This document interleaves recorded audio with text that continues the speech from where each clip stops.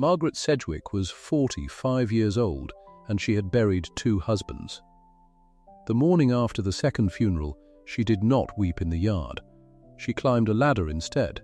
She took a brush and a pot of white lead paint, and she went up to the board above her own door, and she painted her name back onto it with her own hand. M.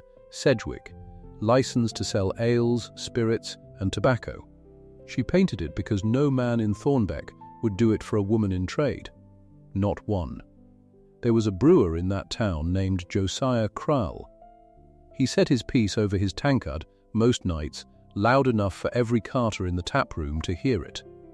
A license is no thing for a widow to hold, Mrs. Sedgwick. It wants a man's name on it.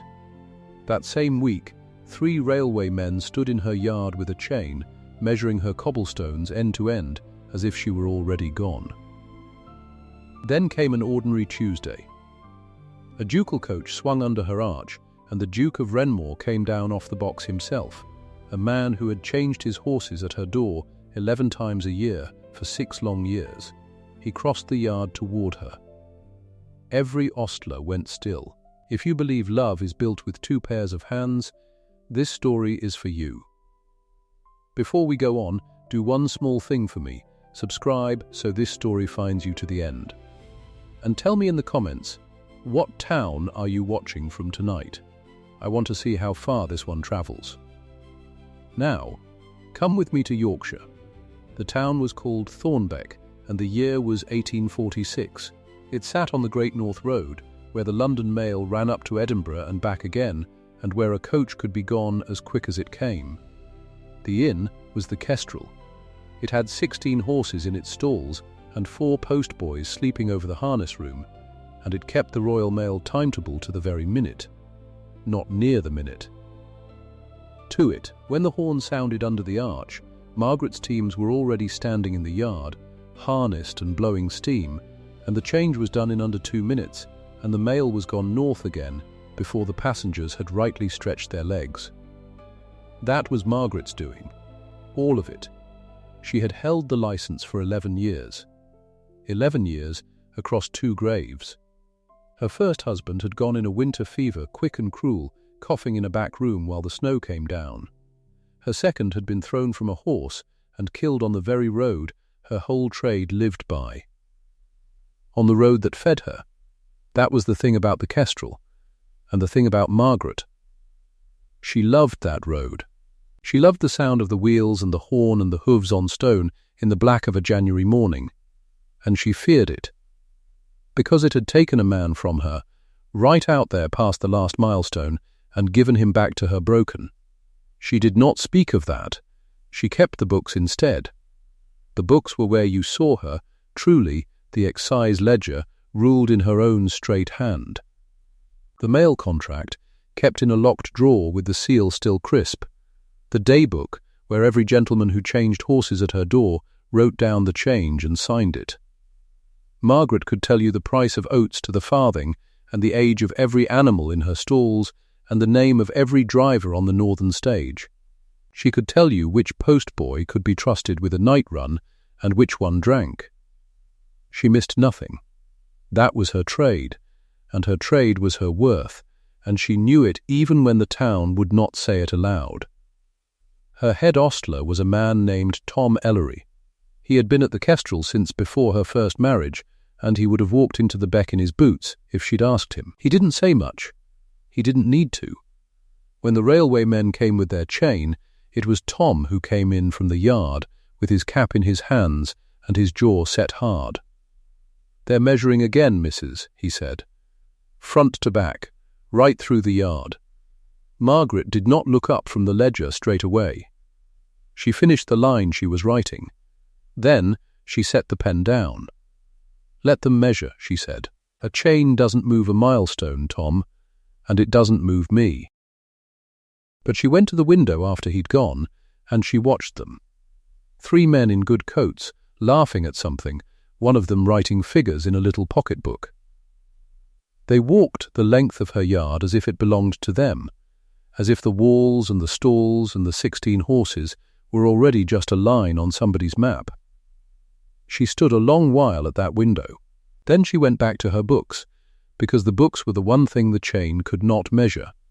The pressure came the way pressure always comes to a woman alone in trade. Slowly, and then all at once.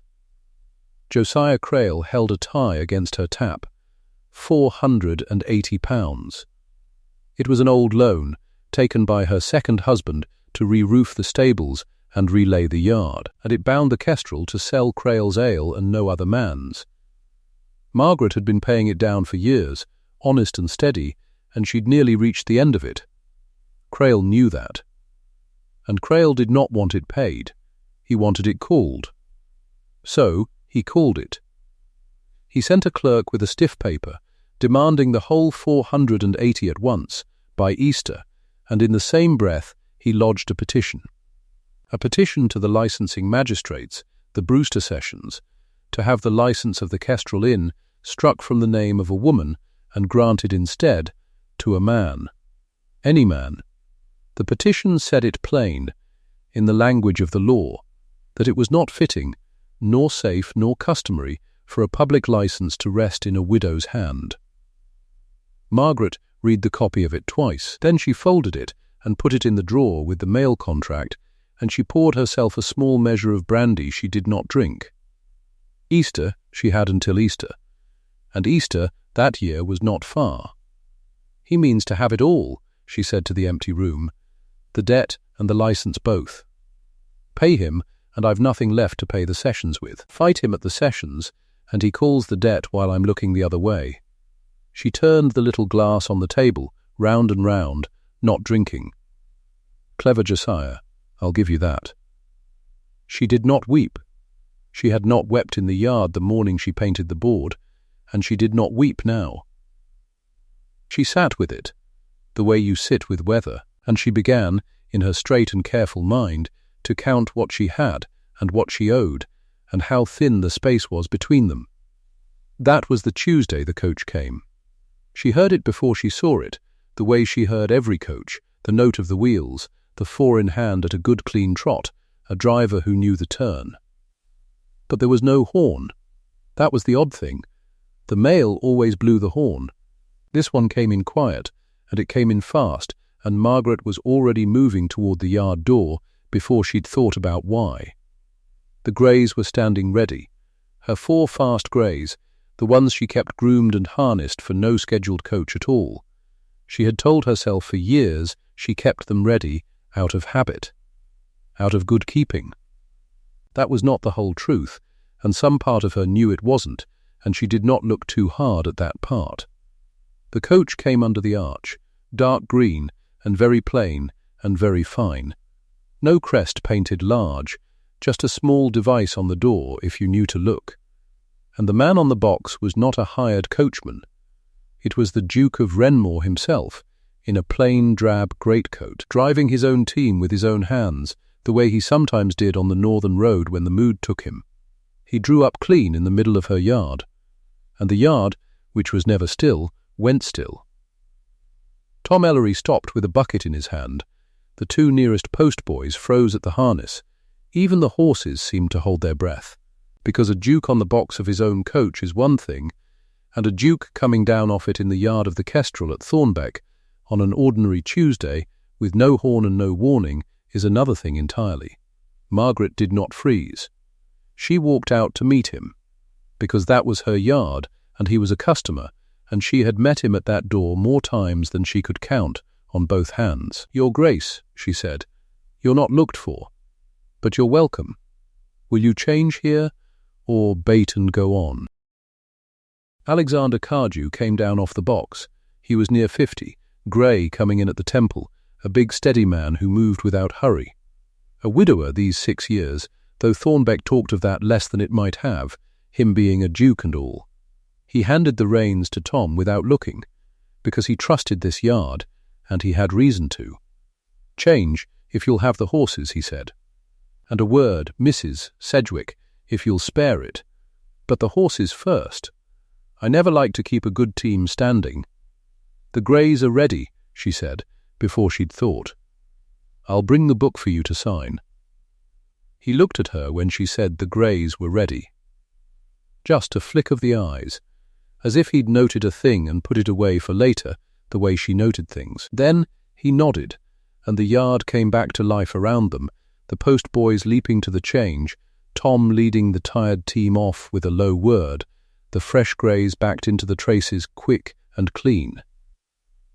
She fetched the daybook. He took it, and the pencil, and he wrote his change in his own hand, and he signed beneath it. And as he leaned to sign, a paper slipped a little in the breast of his coat, a folded legal paper, thick, tied with a bit of green ribbon. She saw it only a moment. He saw her see it, and he tucked it back without hurry. "Estate business," he said. "It follows me up and down this road like a dog." And he smiled a little, and put it away, and that was all. Margaret thought nothing of it. A duke had estate business. Water was wet. She took the book back and closed it. "You said a word, Your Grace." "I did." He straightened up to his full height, and he took off his hat. In the yard. Bareheaded, in the cold spring air, in front of Tom Ellery and every ostler and both postboys, and the girl who'd come out to throw grain to the hens. He took off his hat to a widow in an apron, in the middle of a coaching yard, and something in the way he did it made the whole place go quiet a second time. Margaret felt the quiet come. She did not understand it yet, but she felt it. "I've changed my horses at your door 11 times a year for 6 years, Mrs. Sedgwick," he said. "Near 70 times if a man kept count. I have kept count." He turned his hat once in his hands. "In all that road, in all of England, there is one yard where the teams are ready before I come, where the books are true to the farthing, and where the woman who keeps it has never once flattered me nor feared me. This one." "Yours, Your Grace," she began. "Let me finish," he said, gently, "for I've rehearsed it badly, and I'll lose it if I stop." He drew a breath. "Marry me, Mrs. Sedgwick," he said it plain, into the open air, where every soul in that yard could hear it. "Marry me, and I'll sign my name beneath yours, not above it." Nobody moved. Tom Ellery stood with the tired team's rein still in his fist and his mouth open. One of the postboys had a buckle half done and forgot it. The hens went on scratching, because hens know nothing of dukes, but every human heart in that yard had stopped clean. A duke, bareheaded, in a coaching yard, a widow in a grease-marked apron with a daybook under her arm. And the whole county, if it could have seen, would have called it the most impossible picture in Yorkshire. Margaret Sedgwick did not answer him. She stood very still, the book against her side, and she looked at him for a long moment, and the colour came up in her face and then went down again. She had buried 2 husbands. She had painted her own name over her own door, because no man would. She had been told, in the law's own words that very week, that a woman could not be trusted to hold what she plainly held.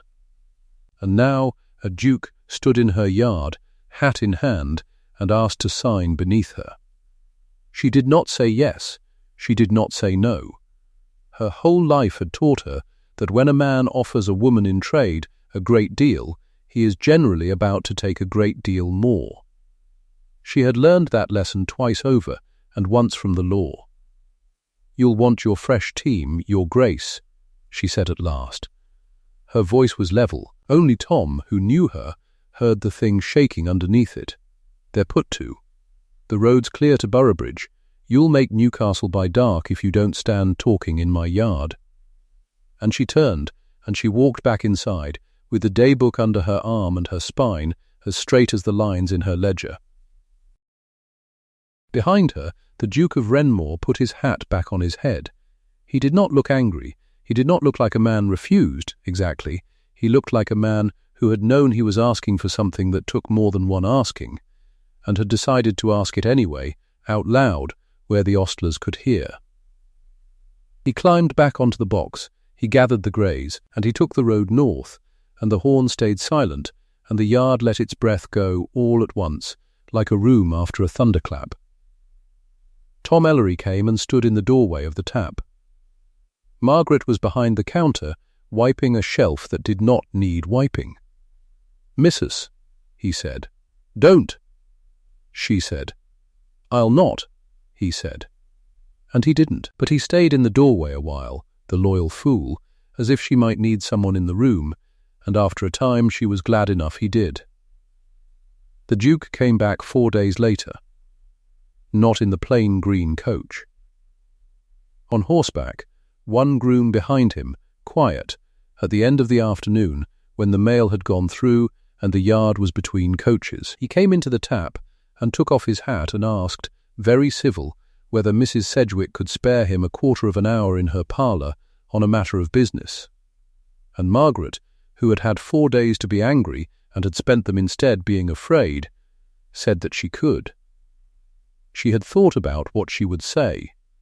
She had lain awake and thought about it. "I'll speak plain, Your Grace," she said, when the door was shut and the fire was between them, "for I'm a plain woman and I've no skill at the other kind. You asked me a thing in my yard, before my men.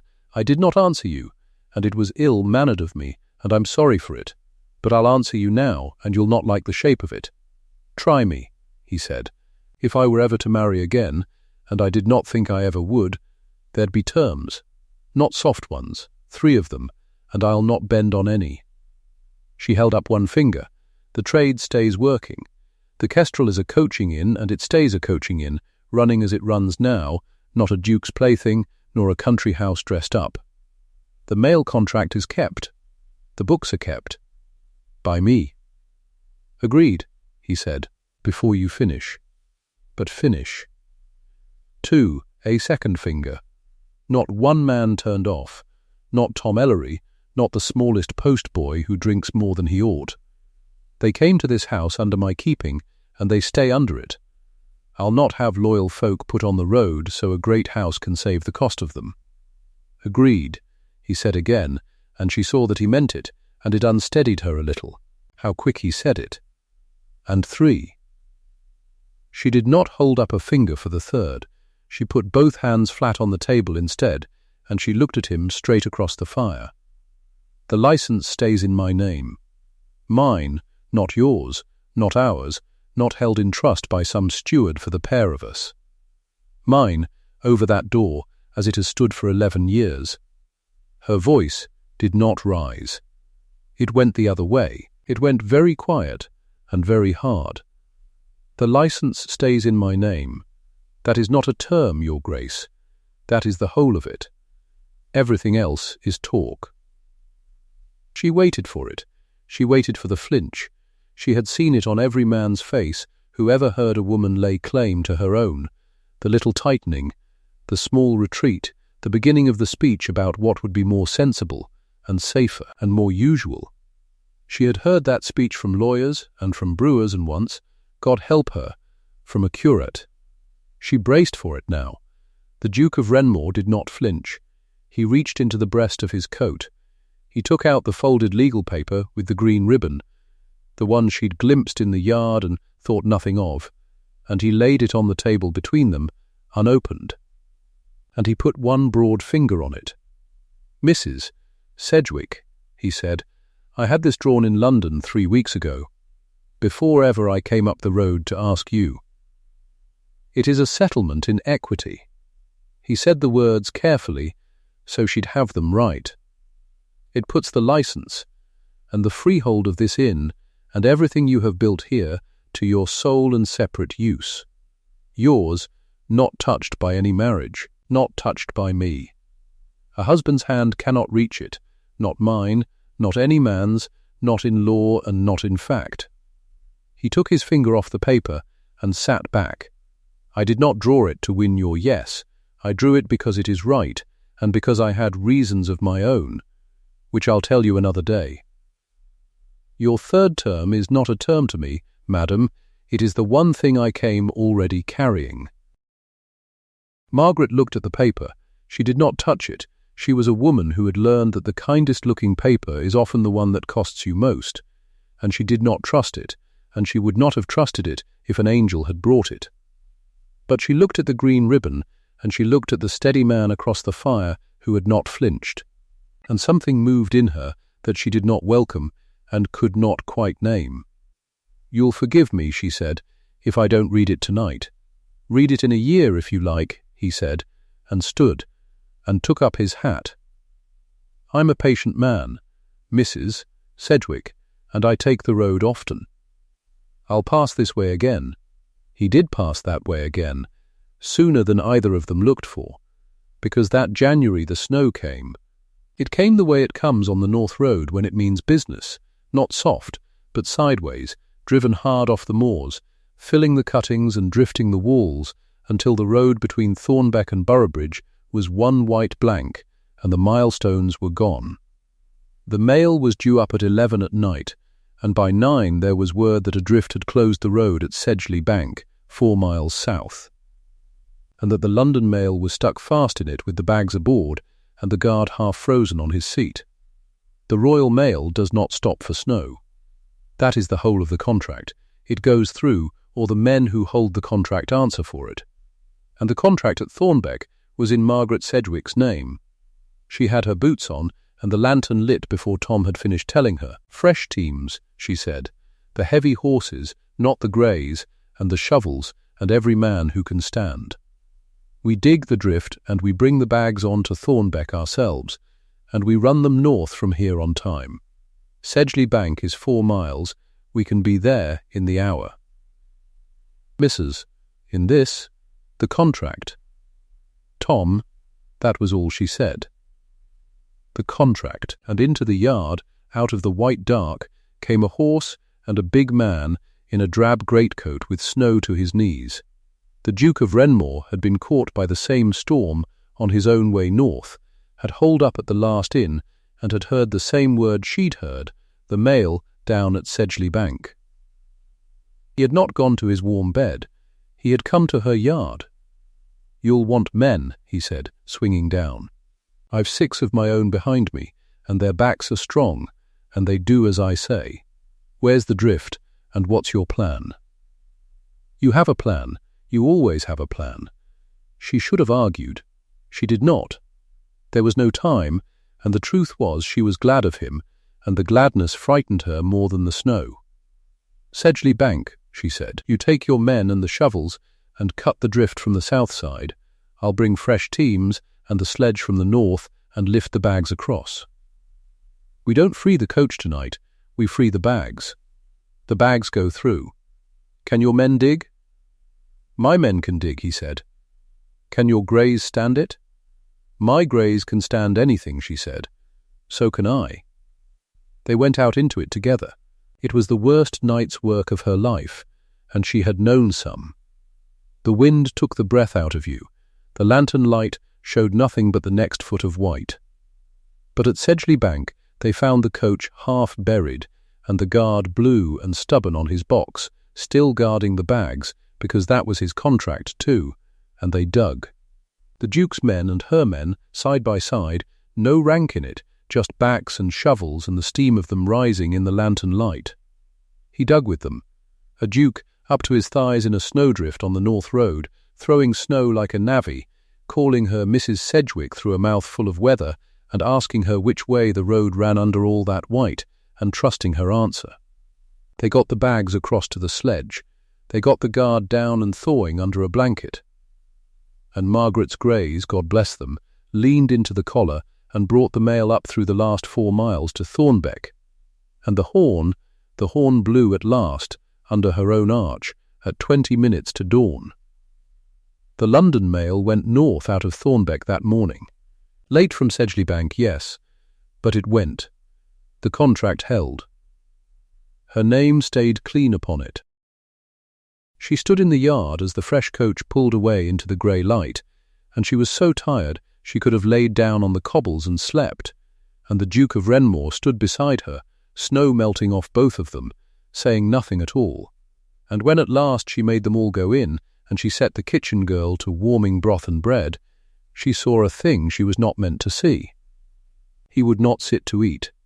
The others fell on the food like wolves, his men and hers together, all rank forgotten in the warmth.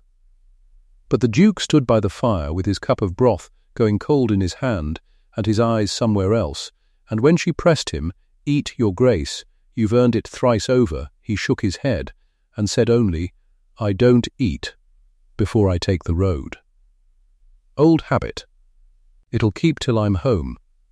And he set the cup down untouched and looked into the fire, and for just a moment the big steady man looked like a man standing at the edge of a grave. She did not ask him. She was a woman who noticed things and put them away, the way he was a man who did the same. She put that one away. He would not eat before the road. He had lost something to the road too. She did not know what, not yet, but she knew the shape of that grief because she carried its twin, and for the first time since he'd taken off his hat in her yard, she looked at Alexander Cardew and did not see a duke at all. She saw a person who was afraid of the same thing she was afraid of, and that was far, far more dangerous to her than any duke. She turned away before he could see her face, and out on the road 4 miles south, the wind was already dropping, and the sky over the moor was going the pale, hard blue of a morning after snow. It looked like the danger was past. It was not. Because the ice was coming next, and the ice, when it came to her gate 3 nights on, would bring a coach over on its side at the mouth of her own yard, on the very road that had killed her husband, and it would put her, once again, out in the dark, beside a man she was trying with all her stubborn heart not to need. The ice came on the 3rd night, the way she'd known it would. She was awake for it. She was always awake in the small hours now. She'd stopped pretending sleep was a thing she could hold on to since the 2nd funeral, and so she was standing at her window with a shawl over her nightgown when she heard it. Not thunder, worse than thunder, the long tearing shriek of iron shoes that have found no grip, and men shouting, and then the deep sick crunch of a coach going over on its side, at the mouth of her own yard, on her own road. She did not stop to think. Thinking was the enemy of speed, and speed was the thing her whole life had taught her. She was down the stairs and through the tap before her heart had caught up with her feet, and she was calling for Tom Ellery, and for lanterns, and for the men, and her voice in the dark was the voice of a woman who had run this yard 11 years and meant to run it 11 more. The cold hit her like a flat hand. The road was a sheet of black glass, and there, 20 feet past her gate, lay the down coach on its side, one wheel still turning slow in the lantern light, the horses down and screaming in their traces. He was already there. Of course he was. His own carriage stood in her yard for the night, changing at dawn, and he had heard it too. And he had come out into the killing cold in his shirt-sleeves with a lantern in his fist. The Duke of Wrenmoor. Alexander Cardew. Kneeling in the ice at the head of a fallen horse, holding the beast's head still with both hands so it would not thrash and break its own legs, talking to it low and steady the way you'd talk to a frightened child. "Mrs. Sedgwick," he said, not looking up. "The near leader's cast but sound. The off-wheeler's got a passenger pinned. I need your strongest man and your sharpest knife." She did not answer with words. She answered with Tom, and with the knife from her own apron, and with herself. They worked. God, how they worked! She would remember it in pieces the rest of her life. The passenger under the coach, an old man, grey as the ice, his leg trapped and his breath coming short. The Duke's shoulder set against the coach body while 4 men heaved, and his voice counting them into the lift so they pulled as one. Her own hands in the freezing dark, cutting harness, dragging leather clear. Getting the down horse's head up. The old man coming free with a cry that was half agony and half thanks. The lantern light, and the steam off the horses, and the 2 of them, the widow and the Duke, on their knees in the road that had killed her husband. She did not think of Robert then. She could not. There was no room in her for the dead when the living needed her hands. But later, when the passengers were carried in and warmed, when the old man's leg was splintered by her own fire, when the sound horses were stabled and the one they could not save had been put quiet and decent out of its pain, later, in the grey before dawn, she stood in her yard and she shook. Not from cold, from the thing she had kept back all night. He came and stood beside her. He did not touch her. He was learning, she thought, not to touch a thing he had not been given. "This road," she said. Her voice was not steady. "This is where I lost him." My second. Not 50 yards from where that coach went over. He was thrown. 11 years ago, near enough.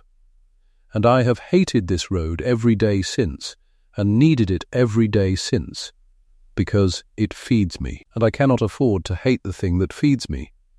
He was quiet a moment. Then he said, "I lost my wife to it. 6 years back, a wheel came off at speed. I was in London. I got the letter 4 days after she was in the ground." He looked out at the pale, hard sky. "I have not eaten before I take the road since. It's a foolishness, as if going hungry could keep the wheel on. But there it is." So that was it. That was the thing she'd put away by the fire 3 nights back. She had it now. "Alexander," she said. It was the first time. His name out loud in the freezing dawn between them. She heard herself say it, and she did not take it back. He turned and looked at her, and whatever was in his face he did not try to hide it, and neither of them said anything more, and that was the thing that frightened her most of all. Because she had let him in. She had opened the door a crack, and the cold truth was she had liked it, and a woman who liked leaning was a woman one blow from being knocked flat. So she did a thing that morning that she had sworn, across 2 graves, she would never do. She acted. She took him into her office, where no man had stood as an equal in 11 years, and she unlocked the drawer, and she laid it all out on the desk in front of him. The excise ledger, every gallon accounted. The day book. The mail contract, the beating heart of the whole concern, worth more than the building it sat in. And Creil's petition, the copy of it, with its cold clerk's hand asking the Easter sessions to take her licence off a woman and put it onto a man. "Creil means to have me," she said. £480 called due by Easter, and my licence struck the same week, so that when I cannot pay, there's nothing left to sell but the walls. He's not wrong that it can be done. He's only wrong that I'll let it. She put her hand flat on the ledger. "I am showing you this because I have decided to, not because I need you. Understand the difference, because I do. Stand with me at the sessions. Not before me, beside me. Beside you," he said. "I've never wanted any other place." And she believed him. That was the trouble. She believed him, and belief was the most expensive thing she owned. The exciseman came a fortnight later, and Creil came with him, standing at the back of the tap with his thumbs in his waistcoat, like a man come to watch a hanging. The exciseman was a thin, dry creature named Poole, and he had Creil's whisper in his ear, and he opened her books with the air of a man who already knows what he'll find. He found nothing. He found everything in order, and it made him peevish, and peevish men reach. "There's a discrepancy," Poole said, "in the spirits account, 3rd quarter. Near 2 gallons unaccounted. That's a serious matter, Mrs. Sedgwick. That's the sort of matter that speaks to fitness to hold a licence at all." The tap went quiet. Creil smiled into his collar. And the Duke of Wrenmoor, sitting at the corner table with his coffee, did not stand up. He did not speak. He looked at Margaret, and he waited. She understood him then, fully, for the first time. A lesser man would have risen. A lesser man would have said, "Do you know who I am?" and thrown his rank across the table like a coat over a puddle, and she would have been grateful. And she would have hated him for the gratitude. He did not. He gave her the floor because it was hers. 2 gallons, Margaret said. 3rd quarter. Yes, broke in the cellar. The 9th of the month, when the drayman dropped a cask on the stair. Tom Ellery saw it. So did the potboy. It's entered here, Miss Poole, on the wastage page, which you have not turned to, because it is behind the spirits page, and a man in a hurry to find a fault does not turn pages. She turned it for him. There it was, in her own hand, dated, witnessed, 2 gallons. Broken, not sold. You'll find the stave of the cask still in my yard if you want to measure your discrepancy against it." Poole read it. Poole's dry face went a shade drier, and only then did the Duke speak, once, quietly, into the silence. "I've changed horses at this house 11 times a year for 6 years, Mr. Poole," he said. "I've never once found a farthing wrong in it, nor a bad measure, nor a wet bed. I'd stake my name on these books." "But you don't need my name. You've got her figures. They're better than my name." Crail left without his tankard finished. That was how she knew it had landed, and so the trust went up another degree, and she felt it go, and she was glad and she was terrified in the same breath, because every degree it climbed was another foot of the fall if she was wrong about him. She was about to decide she was wrong about him. The railway saw to that. The full survey came to her by an honest route. Ironically enough, the county surveyor, a decent man who'd drunk in her tap for years, brought her the plan himself because he thought she ought to see it before the stakes went in. He unrolled it on her own table, the same table the Duke's folded paper had shown itself on weeks before, and he put his blunt finger on the red line that was the Northern Junction Railway Company's chosen route. The line ran through her yard, not near it, not past it, through it, dead through the arch and the stable block and the very cobbles she'd painted her name above, as though the map-makers had set a ruler on Thornbeck and drawn the one line that would wipe the Kestrel off the earth. "There's more, Margaret," the surveyor said. "Uneasy. You didn't hear it from me. But the shareholding, the man pushing this route hard, harder than the grades warrant, it's a Cardew. The Honourable Frederick Cardew. The Duke's own cousin. His heir, they say, till the Duke marries and gets a son. She sat very still. She was good at sitting very still. It was the thing she did instead of weeping in the yard. The Duke's own heir held the shares. The line ran through her yard, and 3 weeks before he'd ever spoken a word of marriage, the Duke had carried a settlement drawn in London to protect her separate ownership of a property his own family meant to erase. Protect her licence all he liked. There would be no yard to licence, no trade, no inn. Just a payment, quiet and courteous and generous, for the one parcel of land the railway could not go around. She had let him call her by the fire. She had said his name in the dawn. She had opened her books, her contract, her locked drawer, the crack in the door of her heart she'd nailed shut across 2 graves. And it had been, all of it, a purchase. The kindest, best-mannered purchase in England.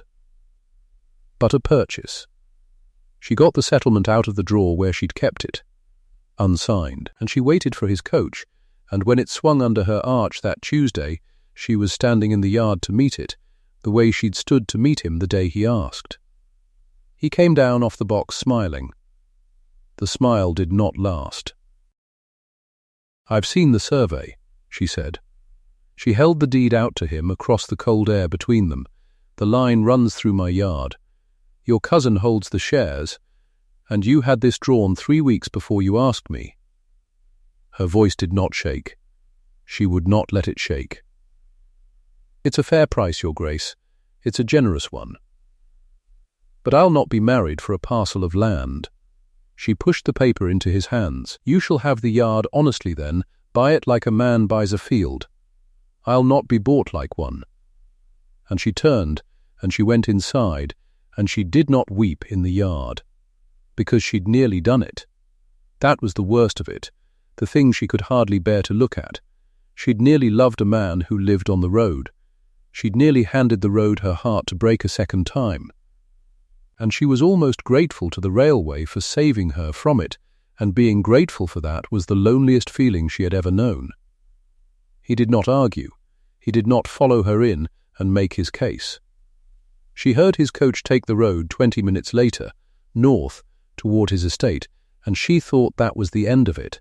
And she told herself it was for the best, and she believed that the way she'd believed a great many necessary lies. Easter came the way it always came, hard and bright and cold. The Brewster sessions sat in the long room over the Corn Exchange, the magistrates at their table, the benches below packed with every carter and cottager and tradesman in Thornbeck, because the whole town had heard that the widow Sedgwick's licence was to be fought over, and the whole town had come to watch. Crail was there in his best coat, his petition in the clerk's stack, certain as a man can be. Mr. Aldwyn the corn factor was there too, near the front, his hat on his knee, watching Margaret with the patient kindness of a man who thought that when the inn was gone she might at last see sense and take a safe, dull, comfortable life with him. And Frederick Cardo was there, the Honourable Frederick, lean and easy, with a railway solicitor at his elbow and the untroubled face of a man who has already counted his winnings. Margaret stood alone at the front, with her ledgers under her arm. Alone, she had told him beside her, and then she had sent him north, and now beside her there was no one, and she had done that herself, and she stood up straight and did not let it show. Crail's petition was read first. A woman's name over a public licence, it said, in fine clerkly outrage. The £480 tie called due, the debt unpayable, the house therefore unfit to continue, and the interests of good order best served by transferring the licence to a man of substance and settled trade. Meaning Crail. It did not quite say meaning Crail. Everyone in the room heard meaning Crail. The chairman turned to her. "Mrs. Sedgwick, you've heard the petition. What have you to say to the debt?" She opened her mouth to answer, and the door at the back of the long room opened first. The Duke of Wrenmoor came in bareheaded, the way he'd come across her yard, and behind him a clerk with a strong-box and a sheaf of papers, and the whole packed room turned on the benches to look. And Frederick Cardew's easy face went very slightly wrong. "Forgive me, your worships," the Duke said. "I've ridden through the night to be here. I'd not have missed it." He did not look at Margaret. He looked at the magistrates, and he set his papers on their table, one by one, and he named them as he laid them down. "The tie, first," he said. £480, Mr. Crail's, against the Kestrel. Here is the deed of it, redeemed not by me. He turned to Margaret at last, and there was something careful in it, as if he were handing her a thing that might break. Paid off from the inn's own coffers, out of the mail contract and the honest trade of 11 years. Mrs. Sedgwick's money. Not mine, and not any man's charity. I only carried the paper. She earned the coin. He set it before the chairman. The debt is discharged. There is no unpayable tie. The whole foundation of Mr. Crail's petition is gone. The room made a low sound like wind in a chimney. Crail came half up off the bench. That licence still wants a man's name. The law never meant a woman to. "The law," said the Duke, and now his voice filled the room without rising, the way deep water fills a boat, means exactly what these gentlemen say it means, and not one word of what you wish it meant. "Sit down, Mr. Crail." Crail sat down. "The petition to strike the name," said the chairman dryly, glancing at his brethren and getting their small nods, "is dismissed. There being no debt and no fault, and the books being, I'm told, a model to the county, the licence is renewed, in the name it has borne 11 years, Margaret Sedgwick." A carter at the back cheered. Just one. It rang out alone, and then he stopped himself, embarrassed, and the chairman pretended not to have heard, and Margaret stood there with 11 years coming loose in her chest, and would not let her face move. But the Duke was not finished. He turned to the second thing on the table, and this one he set down, facing his own cousin. "The railway," he said. "The Northern Junction line. Your worships will have heard it's to run through this town. It was to run through the Kestrel's yard, through this woman's whole living, because the route was chosen not for the grades but for the shares. My cousin's shares." He did not raise his voice at Frederick. He didn't need to. "I've bought the controlling interest, Frederick, over your head, this past month, quietly, the way you like to do things. Your route is outvoted. It's dead." Frederick's solicitor leaned to whisper. Frederick waved him off, still smiling, but the smile had no flaw under it now. "You've beggared yourself to spite me," he said. "For an innkeeper." "I've routed the line," the Duke went on, "to the magistrates, not to him, to a station at Thornbeck, on the level ground east of the town, where it should always have gone. And the Kestrel is named in the charter as the posting and railway inn for the station. The coaches that meet the trains, the teams that draw them, the passengers who wait and eat and sleep. Her trade isn't ended by the railway, your worships. It's doubled by it." He laid the charter down. "The stakes come out of her yard tomorrow." Frederick Cardew stood up. There was a long moment where a lifetime of blood and expectation gathered itself for something and found there was nothing to say because it had all just been said out loud in front of the whole town. He picked up his gloves. "You'll want an air now, I suppose," he said, and it was meant to wound and it only sounded thin, and he walked the length of the packed benches and out, and no one moved aside for him, and the door shut, and that was the whole of the Honourable Frederick Cardew, gone with nothing bought. Mr. Aldwyn, near the front, put his hat back on his knee and let out a long breath. A patient man understanding, at last, the difference between a safe harbour and the open sea, and which one this woman had been built for. He caught Margaret's eye, and he inclined his head, just a little, and there was no bitterness in it. A good man wishing her well and stepping back.